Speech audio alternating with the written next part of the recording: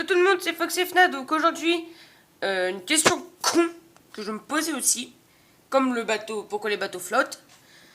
Donc aujourd'hui, c'est comment un avion vole-t-il?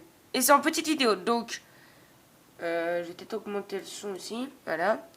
Donc alors j'espère que cette vidéo vous aura plu, vous plaira. Donc alors n'hésitez pas à lâcher un commentaire, un pouce bleu, s'abonner. Et sur ce, je vous dis à plus et peace.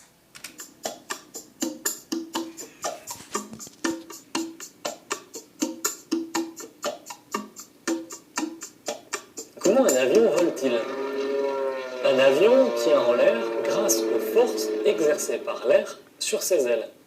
Et nous connaissons bien la force que peut développer l'air sur les objets. Si l'air est immobile, ces forces sont nulles.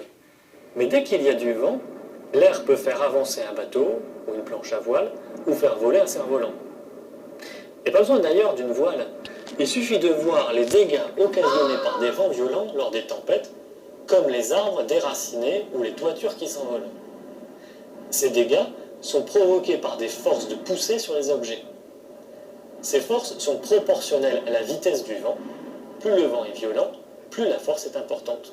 Elles peuvent être provoquées par le vent, c'est-à-dire le déplacement de l'air par rapport à l'objet, mais aussi à l'inverse, par le déplacement de l'objet par rapport à l'air.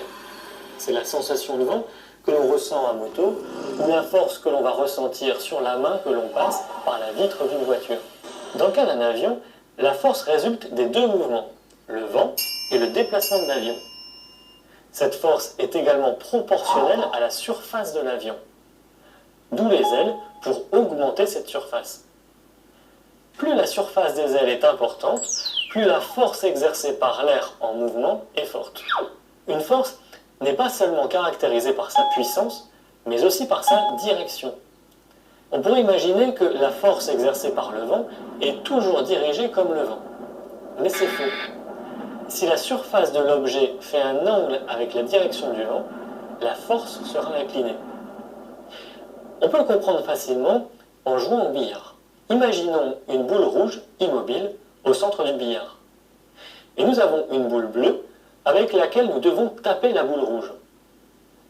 Si l'on vise bien le centre de la boule rouge, alors notre boule bleue sera ralentie ou même s'arrêtera et la boule rouge partira dans l'alignement de la boule bleue.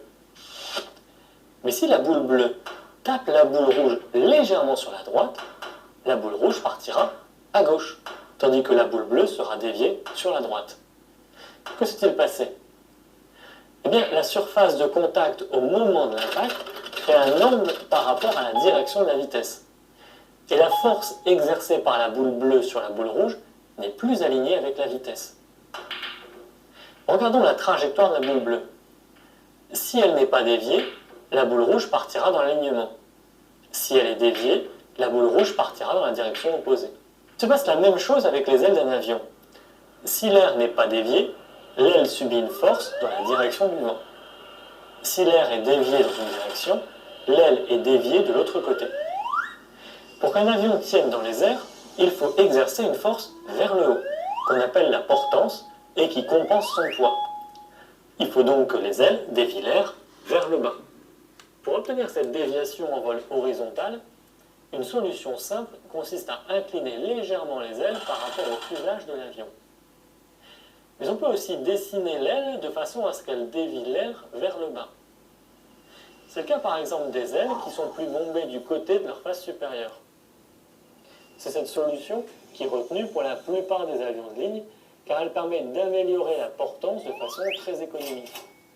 Et cela permet notamment de créer une différence de pression entre le dessus et le dessous de l'aile.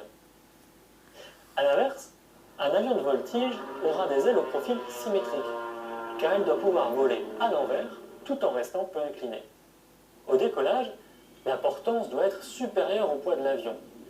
Il faut donc incliner davantage l'aile, ce qui arrive naturellement lorsque l'avion se cabre pour décoller. On peut aussi augmenter la surface des ailes. C'est le rôle des volets qui allonge les ailes quand on les sort. À l'atterrissage aussi, la portance doit être maintenue le plus longtemps possible malgré la réduction de vitesse. On cabre donc aussi l'avion vers le haut et l'on sort aussi les volets, jusqu'à ce que les roues aient touché la terre.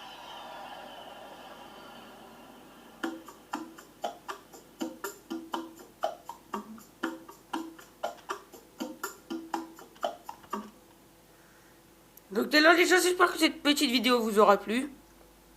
En fait tout ça, c'est nous expliquer comment les avions font pour voler. Donc moi j'ai pas trop compris. J'espère que vous avez compris. Si vous avez compris, mettez-le dans les commentaires. Et surtout n'hésitez pas à lâcher un pouce bleu, à s'abonner. Bon bah voilà, le patati de chaque fin de vidéo. Donc j'espère que ça vous aura plu et peace!